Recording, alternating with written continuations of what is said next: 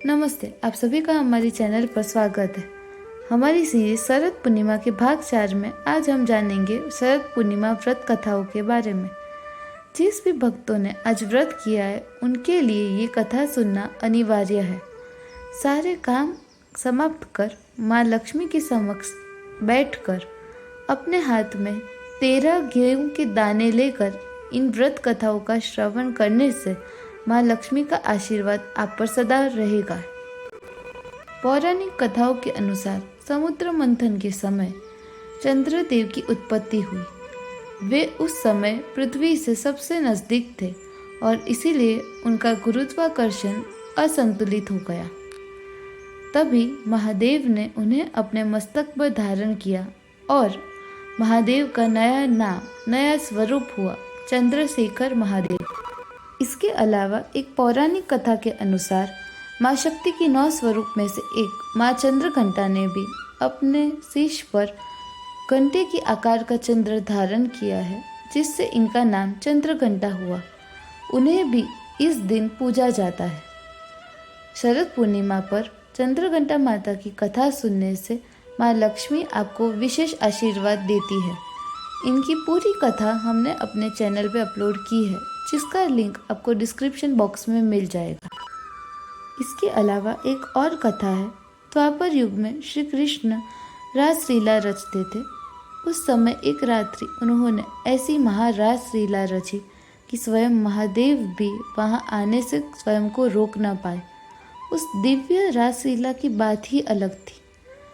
सारी गोपियाँ ऐसा महसूस करती थी कि श्री कृष्ण उन्हीं के साथ नृत्य कर रहे हैं और श्री कृष्ण स्वयं परम स्वरूप में बीच में खड़े रहकर बांसुरी बजाते थे। स्वयं राधा रानी उनकी उस बांसुरी की धुन में खो जाती थी। ऐसी दिव्य महारासलीला को देखकर स्वयं महादेव को धरती पर आकर वहाँ रासलीला में आने की इच्छा हुई। लेकिन उस रासलीला में केवल और केवल महिला ही शामिल हो सकती थी। पुरुष तत्व में केवल श्री कृष्ण ही हो सकते थे। इसी इच्छा के साथ महादेव ने माँ कात्यायनी, माँ शक्ति के 6ठे स्वरूप को प्रार्थना की और माँ कात्यायनी ने स्वयं शिव को नारी तत्व यानी कि गोपेश्वर महादेव के रूप में उत्पन्न किया। महादेव ने अपने इस रूप में संपूर्ण रात्रि रास किया और अपने आराध्य श्री कृष्ण का सानिध्य प्राप्त किया। इसके पश्चात देवी राधा ने उन्हें वरदान दिया कि वे वहाँ पर इसी रूप में स्थित रह सकते हैं। आज भी वृंदावन में जब भी रास होती है तब महादेव का ये स्वरूप गोपेश्वर वहाँ अवश्य होता है और रास का आनंद उठाता है। अब हम बढ़ते हैं हमारी तीसरी और अंतिम व्रत कथा की ओर। जो भी भक्त अपनी उचित मनोकामना से ये व्रत कथा सुनता है उसकी उचित इच्छा अवश्य पूर्ण होती है। चलिए जानते हैं इस व्रत कथा के विषय में। कई वर्षों पूर्व एक नगर में एक संपन्न नगर सेठ रहते थे। वे शरद पूर्णिमा के व्रत को बड़े निष्ठा और विश्वास के साथ पूर्ण करते थे। उन्होंने अपनी 2 पुत्रियों को भी इस व्रत के बारे में बताया और उन्हें करने का निवेदन किया। इस व्रत को दोनों बेटियों ने रखा। इस व्रत को बड़ी बेटी ने बड़े समर्पण भाव और आस्था के साथ पूर्ण किया। उसने संकल्प लिया, व्रत का पालन किया, व्रत के सभी नियमों का पालन किया और रात्रि को चंद्रदेव को जल चढ़ाने के बाद ही भोजन ग्रहण किया। किंतु दूसरी ओर छोटी बेटी ने इस व्रत का संकल्प अवश्य लिया, किंतु इसकी पूर्ति होने से पूर्व ही उसका खंडन करते हुए भोजन कर लिया, जिसे उसने उस वक्त अपनी भूल समझकर छोड़ दिया। किंतु उसकी भूल का कितना बड़ा मूल्य उसे चुकाना था उसे स्वयं को भी नहीं पता था। इस प्रसंग के बाद कई समय बीता और दोनों बहनों का विवाह भी हो गया। विवाह के पश्चात बड़ी बहन ने तो एक स्वस्थ और सुंदर बालक को जन्म दिया। दूसरी ओर जो छोटी बहन थी जिसने व्रत का खंडन किया था, उसने एक मृत शिशु को जन्म दिया, जिससे उसे अत्यंत आघात हुआ और वो दयनीय स्थिति में थी।